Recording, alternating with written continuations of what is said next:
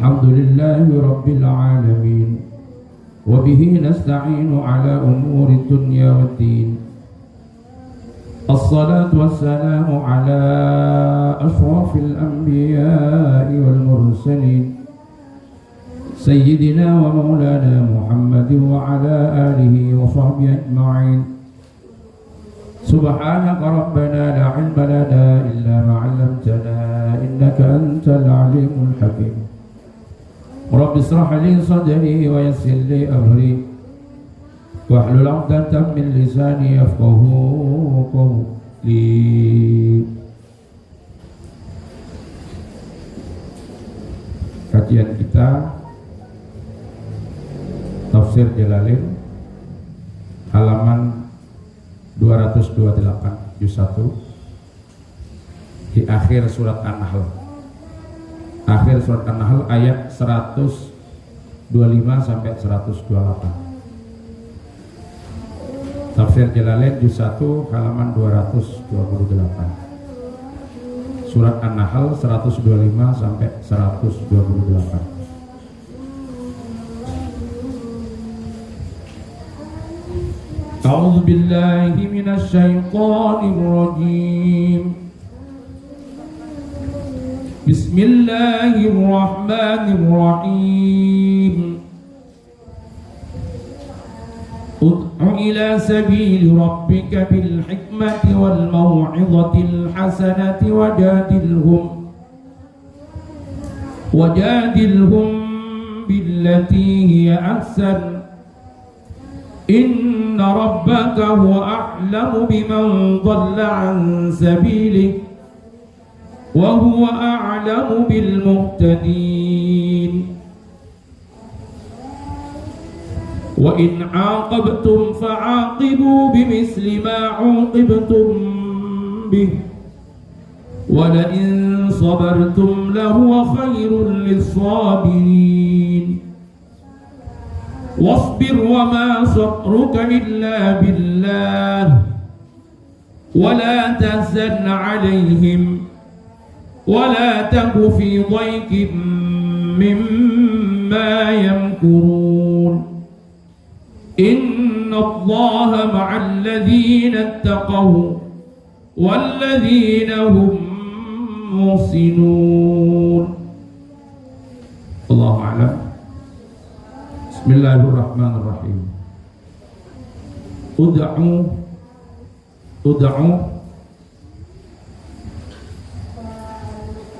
berdakwalah engkau Muhammad atau mengajaklah engkau Muhammad an-nasa terhadap manusia, orang-orang. Ya Muhammad, wahai Muhammad, mengajak ila sabili rabbika, menuju jalan Tuhan. Maksudnya sabili rabbika di sini aidinihi, agamanya Rabb. Bil hikmati, satu dengan cara hikmah. Tafsirnya di sini bil Quran, dengan Al-Quran. Wal mau'izatil hasanati, dan dengan mau'izah hasanah.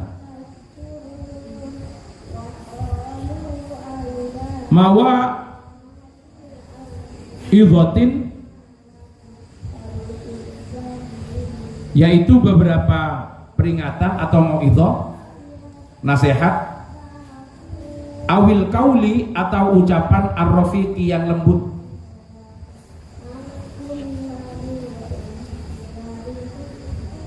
Wajadil, dan berdebatlah siapa engkau Muhammad, mendialogkan, mendebat, hum terhadap annas, billati dengan mujadalah, perdebatan. Ay al-mujadalah, maksudnya perdebatan, allati yaitu mujadalah, ya yang adapun allati ahsan ialah terbaik. Kaddu'ai, seperti mengajak, menyeru, ilallahi, kepada Allah, bi ayatihi dengan ayat-ayat Allah, wa du'ai dan mengajak ila hujajihi terhadap hujah-hujah atau argumen-argumen Allah. Inna rabbaka, sesungguhnya Tuhanmu, huwa ya Rabb, ialah Rabb, a'lamu ialah maha mengetahui,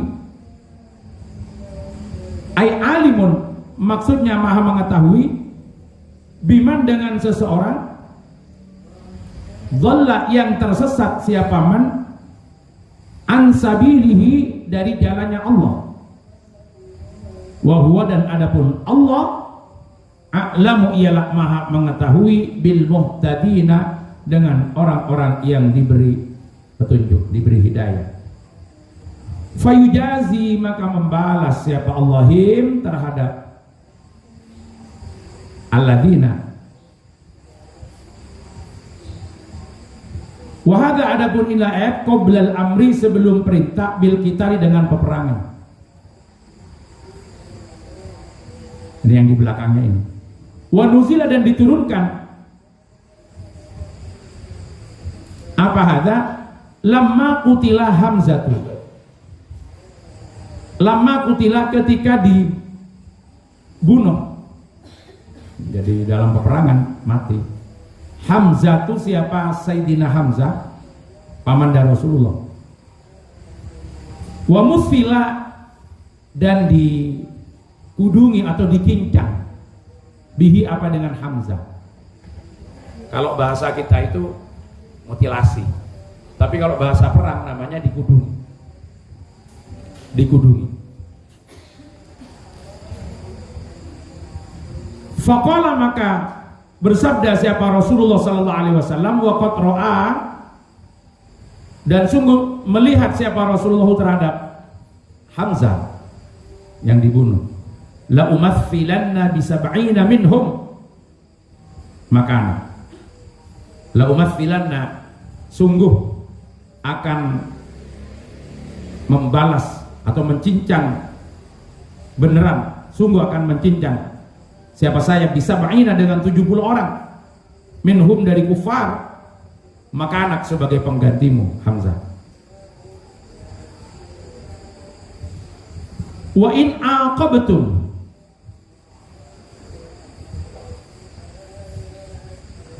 aqabtum apabila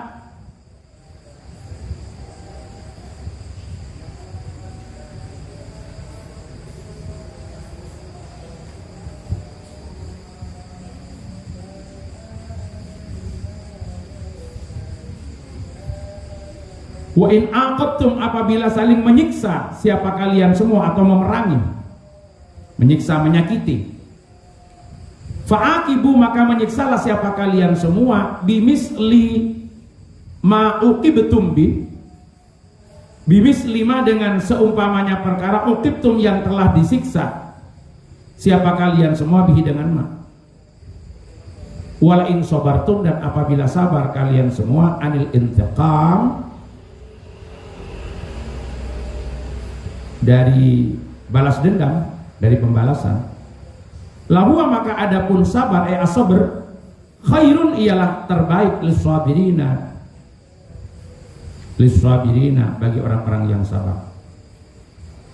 Fakaffa maka menahan diri siapa Rasulullah sallallahu alaihi wasallam, wa kafara dan membatalkan siapa Rasulullah an yaminihi dari sumpahnya. Jadi Rasulullah yang sempat bersumpah akan membalas dengan 70 orang atas kematian Sayyidina Hamzah, maka Rasulullah membatalkan sumpahnya. Rawa menceritakan terhadap hadis Al-Bazzar siapa Al-Bazzar. Wasbir dan bersabarlah siapa engkau, wama dan tidak ada sabruka adapun kesabaranmu illa billah kecuali dengan pertolongan Allah. Ai bi taufiqihi maksudnya dengan pertolongan Allah. Wala tahzan dan jangan bersedih siapa engkau Muhammad alaihim atas kufar. Ay al-kufar illam yu'minu apabila tidak beriman siapa kufar lihir sika karena upayamu kesungguhanmu ala imanihim atas keimanan kufar. Wala taku, dan jangan ada siapa engkau Muhammad fi dhaiqin dalam kesempitan, mimma dari perkara, atau jangan bersedih, jangan bersusah, yang kuruna yang makar siapa mereka kufar.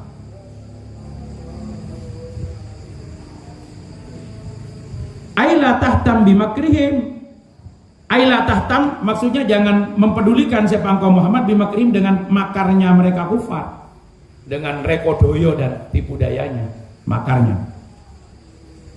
Fa'ana maka adapun saya Allah nasiruka, ialah yang menolong siapa saya terhadap engkau alaihim atas kufar. Innallaha sesungguhnya Allah ma'alladzina ialah beserta orang banyak ittaqau yang takut siapa alladzina al-kufra terhadap kekufuran wal ma'asi dan kemaksiatan, walladzina dan orang-orang hum yang adapun alladzina muhsinuna ialah berbuat kebaikan, bentuknya bitta'ati dengan ketaatan, wasabri dan kesabaran, bil auni dengan menolong, wan nasri sama artinya menolong, pertolongan. Ayat ini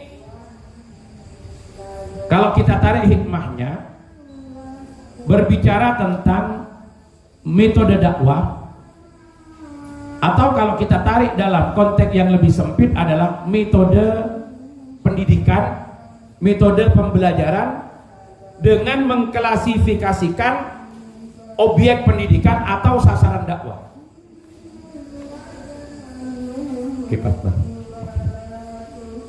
Mengklasifikasikan objek dakwah. Artinya mengajarkan metode yang tepat yang disesuaikan dengan orang-orang yang diseru, diajak ke jalan Allah. Ya bedanya kalau pendidikan dalam pengertian sempit dengan dakwah itu, pendidikan ini objeknya adalah mereka yang berada pada lembaga, pada klasifikasi tertentu, pada tingkat tertentu, ibtidaiyah, sanawiyah, aliyah atau dasar, menengah, atas, perguruan tinggi. Kalau dakwah itu objek sasarannya adalah masyarakat. Hanya kalau di ada namanya prodi BMI, bimbingan masyarakat, ada BKI, bimbingan dan konseling Islam, dan ada BK di madrasah. Jadi kalau BK madrasah, bimbingan konseling di sekolah, itu masuk di Fakultas Tarbiyah. Tapi kalau bimbingan konseling masyarakat secara umum itu masuknya di dakwah. Perbedaannya di situ. Nah, ayat ini berbicara tentang metode dakwah. Kalau objek sasarannya masyarakat umum, tapi ketika kita tarik dalam space yang lebih sempit, berarti ini juga adalah metode pendidikan yang disesuaikan dengan klasifikasi objek. Pertama seruannya di sini, ud'u ila sabili rabbika bil hikmah. Metode yang pertama adalah hikmah. Metode kedua adalah mau'idhah hasanah. Metode ketiga mujadalah. Ini disesuaikan dengan klasifikasi objek. Lahirnya tiga metode ini tidak lepas dari pembagian masyarakat sasaran dakwah itu pada tiga kelompok. Yang pertama adalah al-khawas, yang kedua adalah al-awam, dan yang ketiga adalah al-mu'adidun. Ini yang digambarkan oleh As-Sayyid Muhammad bin Alawi Al-Maliki Al-Hasani dalam kitabnya Muhammad Insan Kamil ketika membedah tentang manhajuhu fit tarbiyati wa ta'lim. Jadi manhaj Rasulullah dalam pendidikan dan pembelajaran. Beliau mengangkat ayat ini dan melakukan klasifikasi objek dakwah.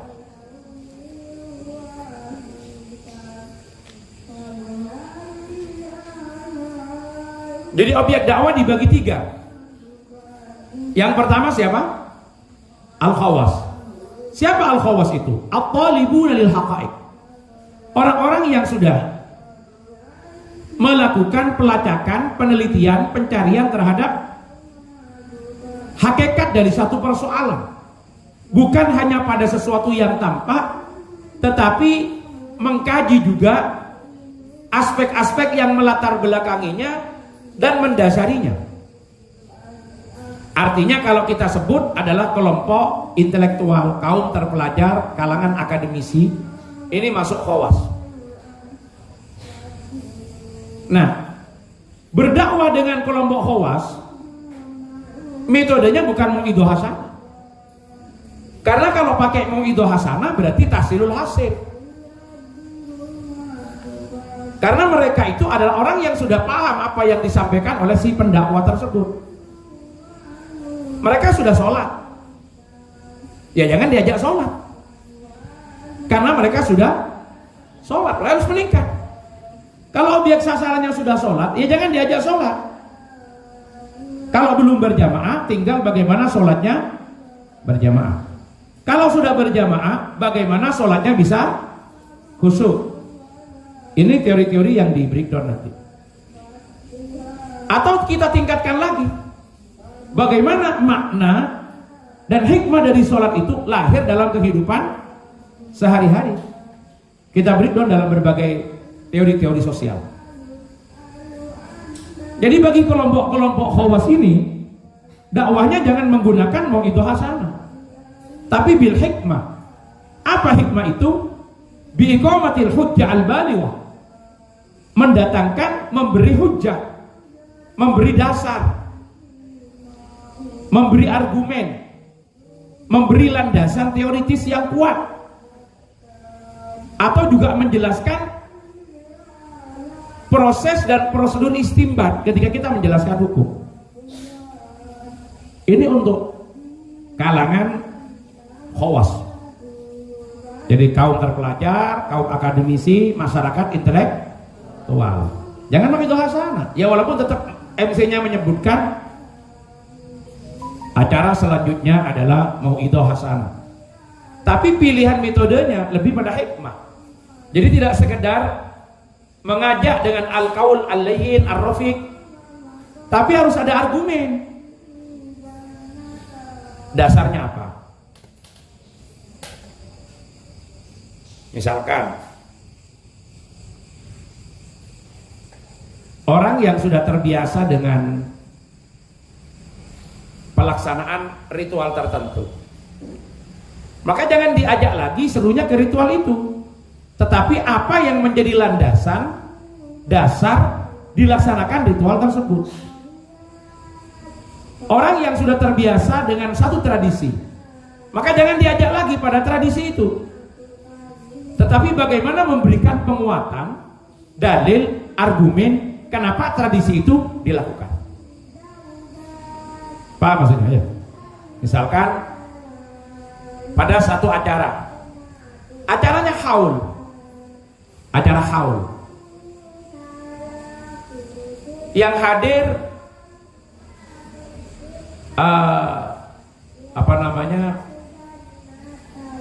audiennya itu macam-macam. Ada khawas, ada awam, tapi ada mu'anidun. Maka pilihan metodenya harus tepat. Mungkin di acara haul untuk masyarakat awam kita ajak dulu mengingat kematian. Orang yang ingat mati akan banyak mencari bekal untuk kehidupan setelah kematian.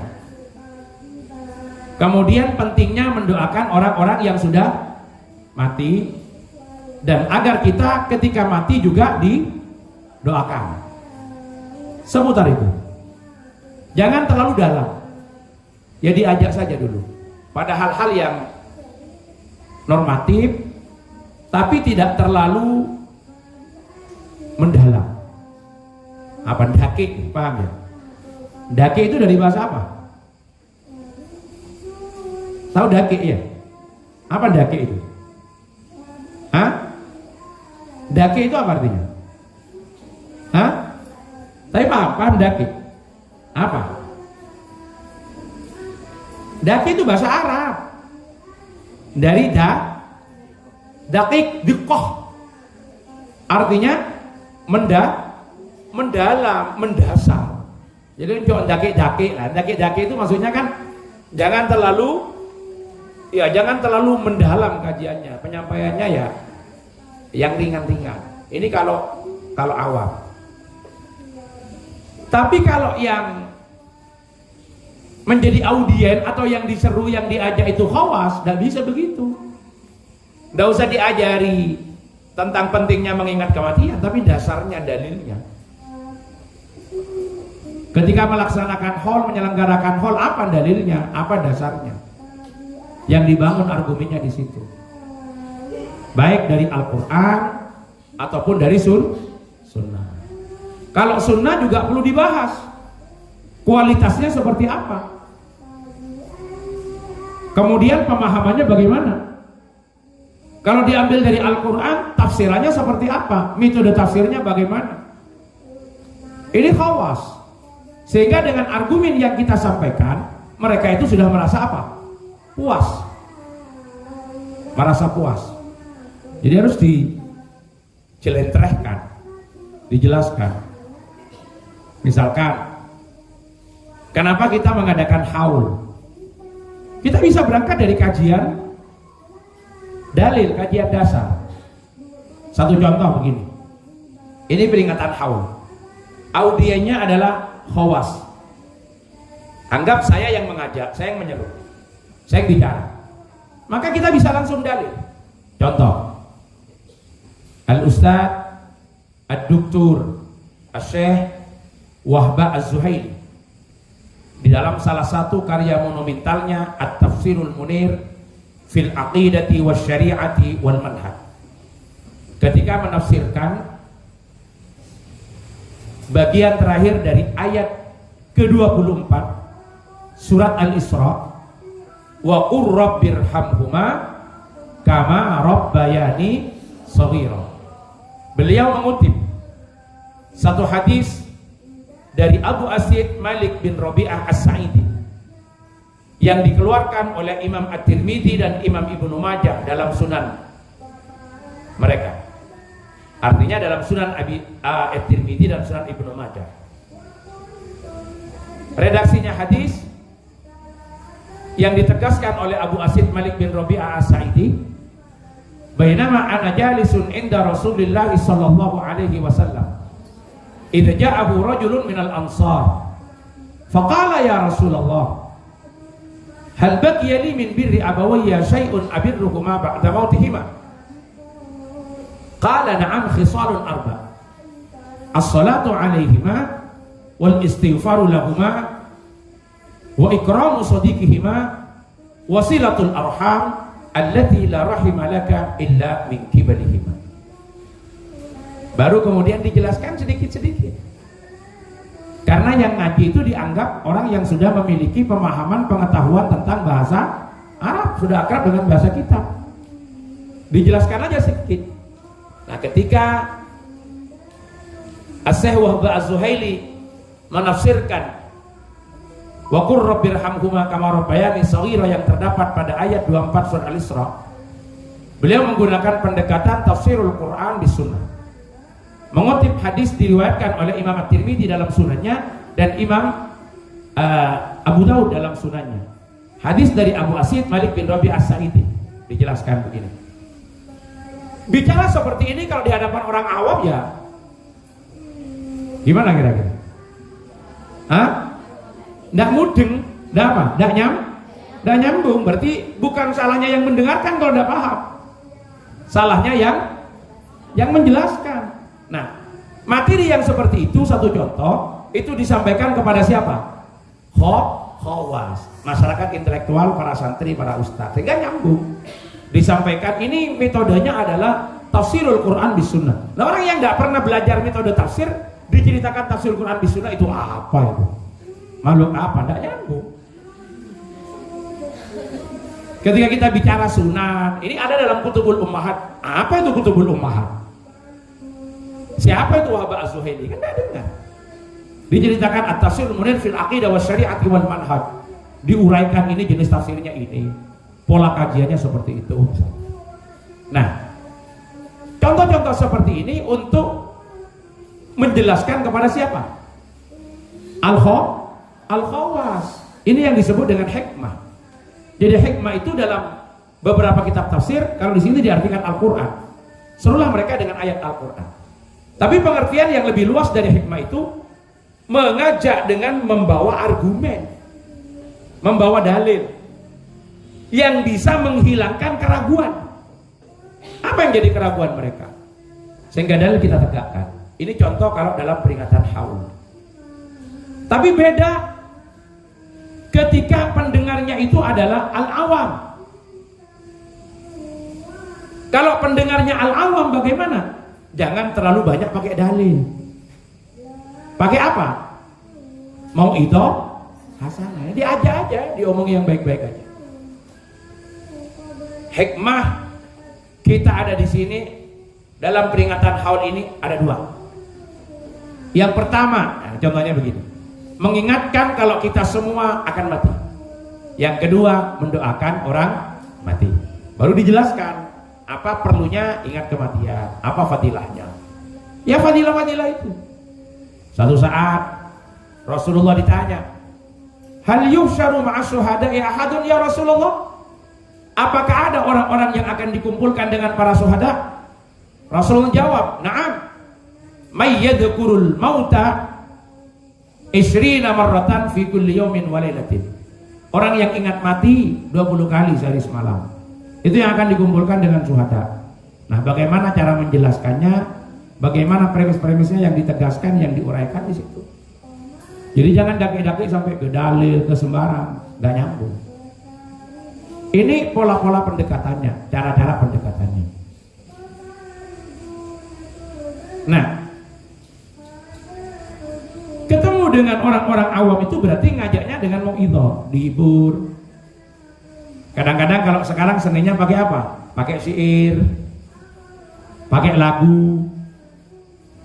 Ya, bahasa-bahasa yang mudah dipahami oleh mereka. Nah, yang ketiga, sasaran dakwah itu siapa? Al-mu'anidun. Siapa al-mu'anidun itu? Al-mu'anidun ini adalah para penentang. Kalau penentang bagaimana? Ajak debat. Itu dakwahnya. Kalau mereka tidak mau dikasih tahu dalil, mereka tidak mau juga diajak dengan mau'idhah, tidak mempan. Maka menghadapi mereka, dudukkan. Mana argumenmu, ini argumen saya, ayo kita pertemukan. Kajiannya sampai kemana nanti? Nah, inilah menggambarkan pentingnya pemilihan metode yang tepat di dalam berdakwah, disesuaikan dengan klasifikasi objek dakwah. Termasuk dalam pendidikan. Jadi ketika kita ngajar, sesuaikan siapa yang diajar, sejauh mana tingkat kapasitas pemahaman intelektualitasnya. Ini disesuaikan. Maka pemilihan metode yang tepat itu kunci daripada keberhasilan satu proses. Sama dengan acaranya walimah misalnya. Mungkin kalau bagi awam diajak aja doa. Mari kita doakan mudah-mudahan kemanten, jodoh dan rukun. Amin. Bagaimana rukun? Itu mereka gitu aja. Tapi kalau yang ngaji itu kali orang-orang khawas, dari kalimat ini beda nanti. Contoh, kenapa ketika ada kemanten didoakan oleh para salafun saleh mudah-mudahan jodoh dan rukun? Karena jodoh dan rukun itu tidak selamanya berbanding lurus. Jodoh itu syai'un, rukun itu syai'un akhar. Ada kalanya pasangan jodoh tapi tidak rukun, ada kala pasangan itu rukun tapi tidak jodoh. Kenapa demikian? Ternyata setelah kita kaji, nah ini kalau kelompok khawas, kalau awam uraikan aja penjelasan yang tadi dengan contoh. Kalau khawas larinya beda. Kenapa? Ketika Al-Quran membicarakan jodoh dan Al-Quran membicarakan rukun, diungkap dengan kalimat yang beda. Tatkala Al-Quran bicara jodoh, yang digunakan adalah kata kholaqo, tapi ketika Al-Quran bicara rukun, yang digunakan adalah ja'ala. Kata kholaqo itu makna harfiahnya adalah insa'u syai'in minal adam ilal wujud. Apa saja yang Allah gunakan kata khalaqa, penciptaan langit dan bumi, penciptaan manusia, kehidupan dan kematian.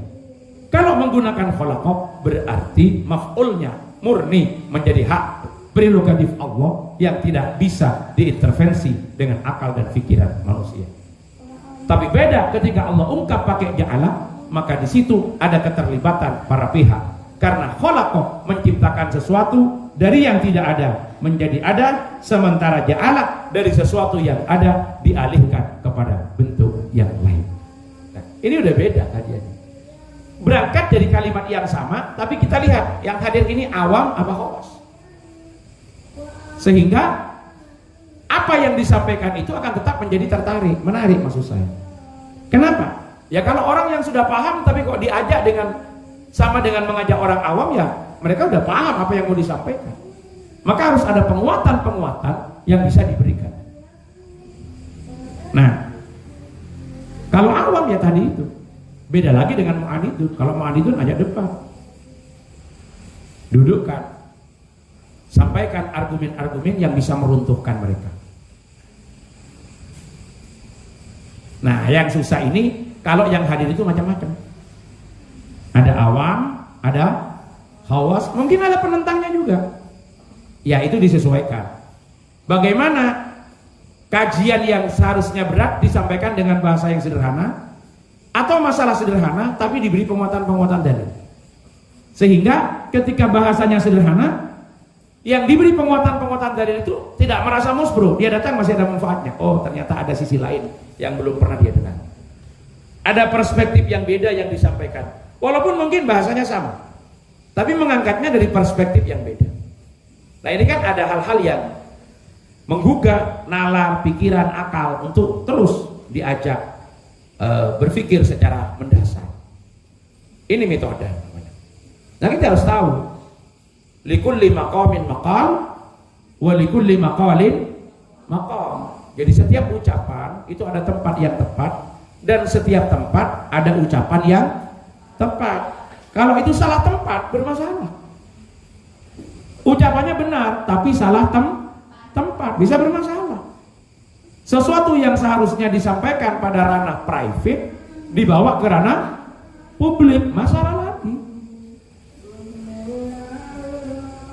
Nah, kalau kita di depan umum harus hati-hati. Ya bagaimana terjaga dari kalimat-kalimat yang tidak berbau provokasi tapi mencerahkan dengan bahasa yang sederhana dapat ditangkap. Tapi kalau di situ ada khawas, bagaimana khawas juga mendapatkan pencerahan? Ada argumen, coba nanti dibaca, dilihat bagaimana cara penyampaian materi kalau kita lihat stratifikasi yang berbeda pada tingkat lapisan masyarakat. Ya sama dengan hal-hal yang disampaikan misalkan dalam seminar, kan tentu tidak sama dengan yang di pengajian umum. Dalam seminar ada temanya, ada segmennya, dan kira-kira kalau sekarang kita bicara tentang masalah pendidikan, ya yang hadir orang-orang yang memang concern di bidang itu. Sehingga istilah-istilah pendidikan nggak perlu diterjemahkan. Ketika materi ini diusung ke ruang publik, beda lagi nanti kalau nggak dijelaskan. Atau kajiannya adalah kajian-kajian tentang metode pembacaan teks. Yang undang siapa? Audiennya Anak Usuluddin, tafsir hadis. Kajiannya hermeneutik misalnya. Ya sudah kita sampaikan, dan banyak keyword-keyword yang tidak perlu diterjemahkan. Tapi ketika materi yang disampaikan di ruang itu dibawa ke ranah publik, masalah lagi. Muncul problem lagi. Nah, ini yang sering kita sebut apa? Pemilihan metode dakwah yang tepat didasarkan pada klasifikasi objek. Ini ayat ini membahas itu. Sampai muncul ada 3 metode yang dipilih sesuai dengan objek yang jadi sasaran daripada dakwah kita. Penyampaian ilmu yang tidak tepat pada tempatnya itu fitnah juga. Kalau di sini air ini kapasitasnya 600 mili, kemudian diisi 1 liter, ya tumpah. Tidak akan mampu menampung. Ini kan disesuaikan. Mulai dari pilihan bahasa, diksi. Dan diksi itu kalau salah bisa masalah. Walaupun maksudnya bisa masalah, bisa menimbulkan ketersinggungan. Akhirnya masuknya pasal pelecehan, masuknya penistaan.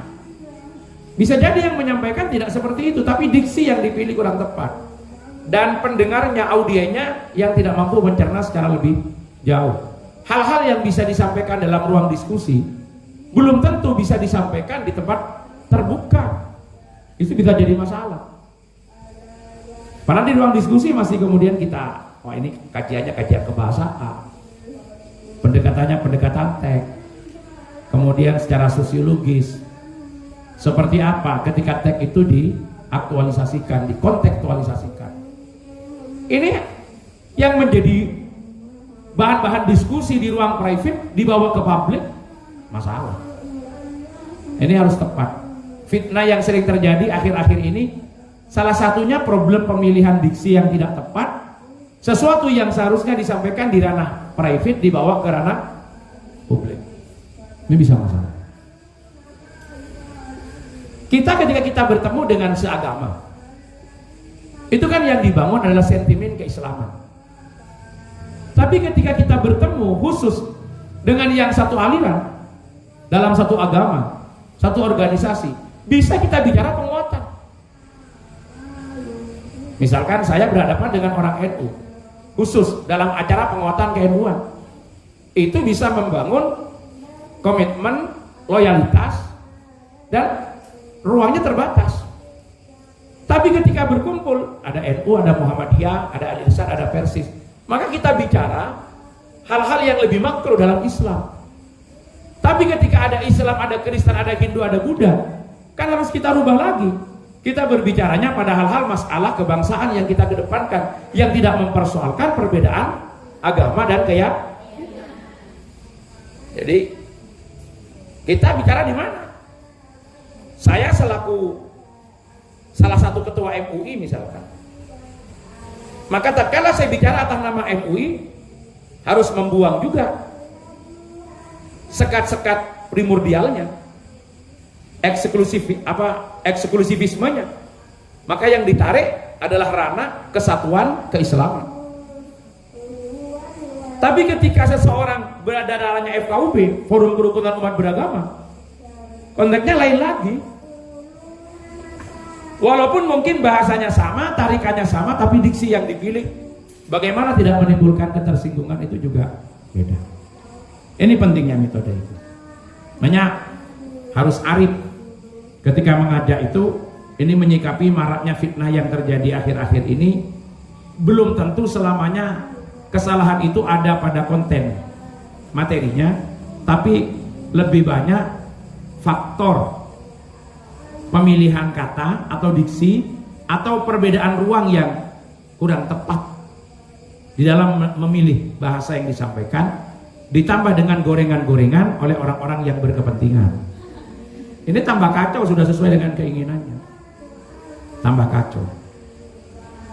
Satu contoh, saya akan menggambarkan kepada Anda sekalian bagaimana para ulama yang berusaha mendekati Al-Quran sesuai dengan daya, kapasitas, sekaligus aspek manfaat pada masyarakat yang dihadapkan ketika ayat itu diaktualisasikan. Maka bisa jadi saya kesulitan mencari padanan. Ini saya harus bahasakan apa kira-kira yang tidak menimbulkan masalah. Seumpama saya bahasakan yang sederhana. Saya sudah menyampaikan di awal bahwa ini hanya contoh bagaimana Al-Quran itu sebagai barang mentah, dalam pengertian sesuatu yang multi tafsir, yang penafsirannya itu sangat dipengaruhi oleh latar belakang, kapasitas, kepentingan juga dari sang mufassir. Walaupun semuanya ingin menyuguhkan Al-Quran itu renyah dan nyaman kepada setiap masyarakat yang akan disampaikan. Akhirnya karena keterbatasan perumpamaan, saya sederhanakan. Ibaratnya Al-Quran ini adalah singkong, saya bilang begitu. Ibaratnya Al-Quran ini adalah singkong, ibaratnya. Datanglah Imam Abu Hanifah. Akhirnya singkong itu direbus. Ketemu singkong direbus. Setelah itu ditumbuk. Kemudian dikasih gula sama kelapa. Maka singkong itu jadi apa? Gedung. Imam Malik datang ketemu singkong. Diapakan singkong itu? Singkong itu ditumbuk juga setelah direbus, tapi tidak dikasih gula dan kelapa, melainkan setelah ditumbuk digoreng lagi jadi perkedel buat lauk, paham ya? Datang Imam Syafi'i, singkong diiris-iris, setelah itu digoreng jadi apa? Keripik. Datang Imam Ahmad, singkongnya dikasih ragi, akhirnya jadi tape. Tapenya dibikin prol dan lain sebagainya. Maka bahasa sederhananya, bolehkah antara tape, keripik, perkedel sama geduk mengaku bahwa dirinya yang paling singkong? Tidak, karena masing-masing itu adalah singkong. Kenapa prosesnya berbeda? Karena masyarakat yang dihadapi Imam Malik adalah masyarakat yang kebetulan belum makan, nggak ada nasinya. Bagaimana singkong bisa mengenyangkan? Dibikin gedung. Abu Hanifah ketemu masyarakat sudah punya nasi tapi tidak punya lauk, akhirnya jadi perkedel.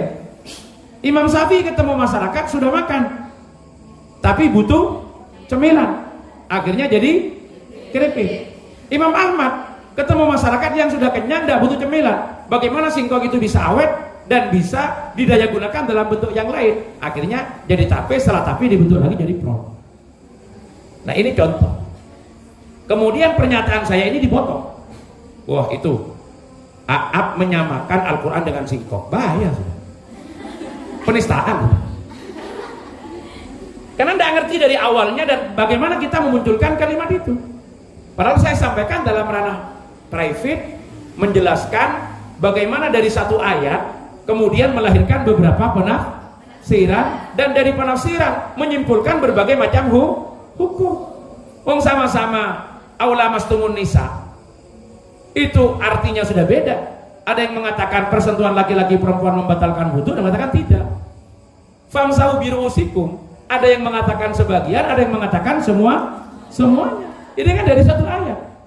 Padahal maksud saya kan ke situ.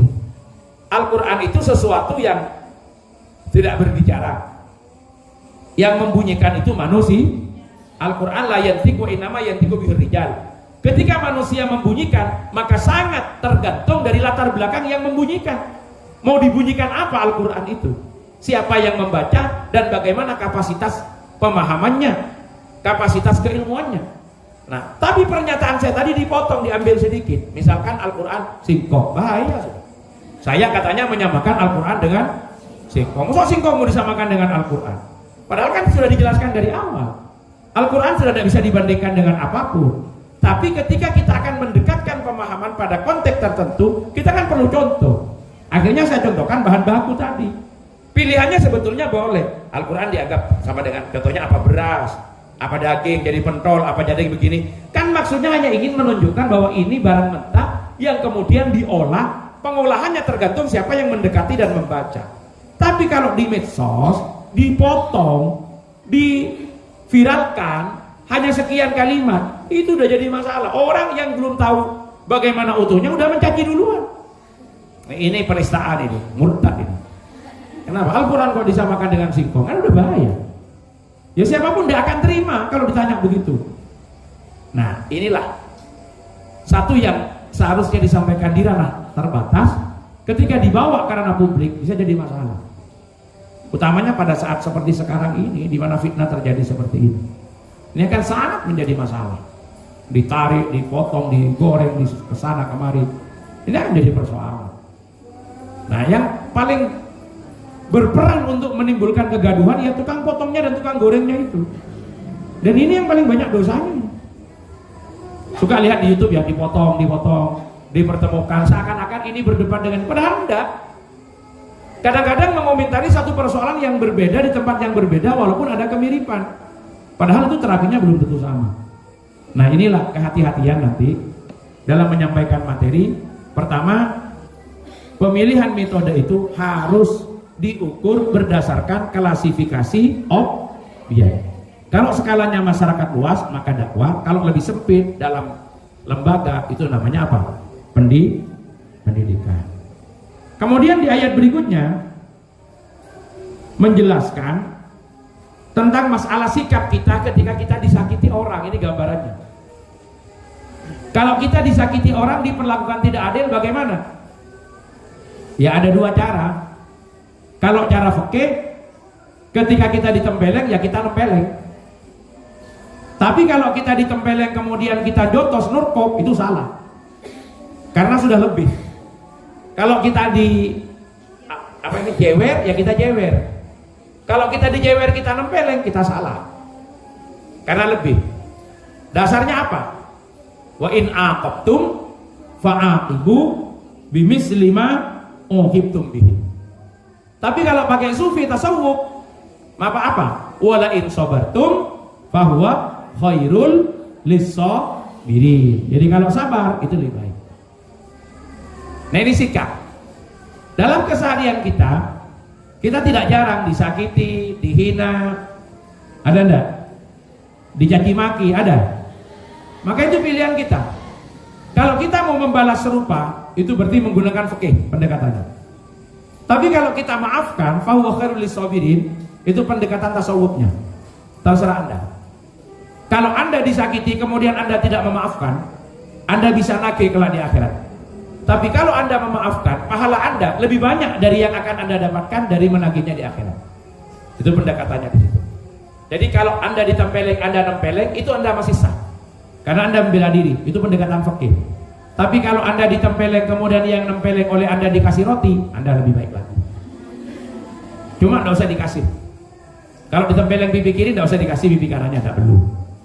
Ada nanti kalau ditempeleng pipi kiri Anda, kasihkan pipi kanan Anda.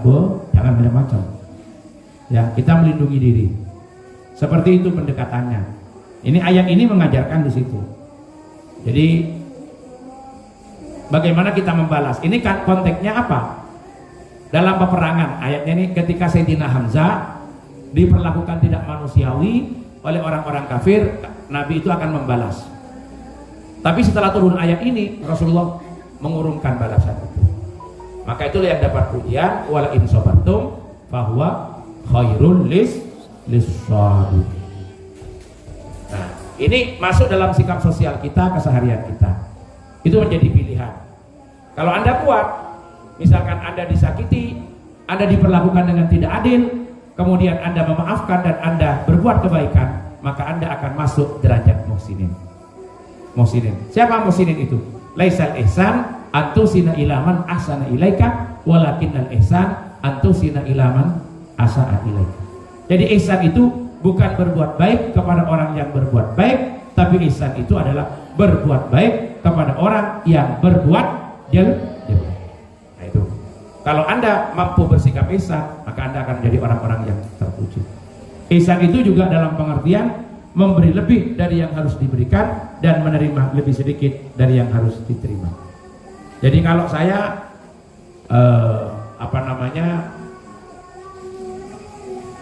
saya ngasih uang, contoh ini sama Mbak Aska ya, Akla, saya ngasih uang sama Akla ya. Nah, saya ingat itu kan ada masih ada keluarga saya, tangga. Jadi masih ada cucu ponaannya ini yang di kantin itu. Wah, itu ada kembarnya 3. Saya kasih nama Akla, Asfa, Azka. Iya.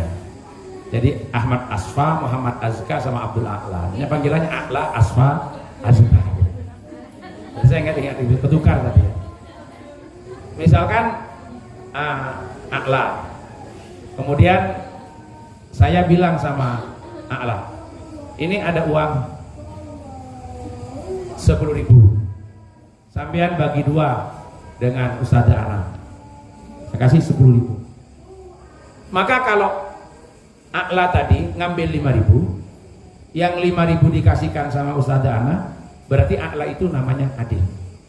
Karena dia mengambil persis bagiannya dan memberikan persis bagian orang. Kalau A'la itu ngambil 6.000, 4.000-nya dikasihkan Ustazah Ana, berarti A'la itu dolim. Kenapa? Karena dia mengambil lebih dari yang seharusnya dan memberi kurang dari yang semestinya. Tapi kalau A'la yang disuruh bagi ngambil 4.000, 6.000-nya dikasihkan Ustazah Ana, berarti A'la itu ihsan. Karena dia memberi lebih banyak dari yang harus diberikan dan menerima lebih sedikit dari yang harus diterima. Ini ihsan. Gambarannya di situ. Atau membalas kejelekan orang lain dengan kebaikan. Kalau kebaikan dibalas dengan kebaikan, itu namanya apa? Adil. Kalau kejelekan dibalas kejelekan, adil. Kebaikan dibalas dengan kejelekan, dolim. Kalau kejelekan dibalas dengan kebaikan, nah ini wala in sabartum lahu khairul lisabirin. Karena di sini ada Allah memberikan pujian juga. Allah akan bersama orang-orang yang bertakwa. Walladzina hum muhsinun. Siapa muhsin itu? Orang yang berbuat ihsan. Kalau dalam konteks ibadah, muhsin itu apa? Anta abudallah ka'annaka tara fa illam takun tara fa innahu yara. Beribadah kepada Allah seakan-akan kita melihat Allah. Kalau belum mampu pada kondisi ini, yakinlah kalau Allah lihat kita. Dalam konteks muamalah tadi itu ihsan, membalas kejelekan orang lain dengan kebaikan, atau memberi lebih dari yang harus diberikan, atau menerima lebih sedikit dari yang harus diterima. Wallahu a'lam. Al-Fatihah.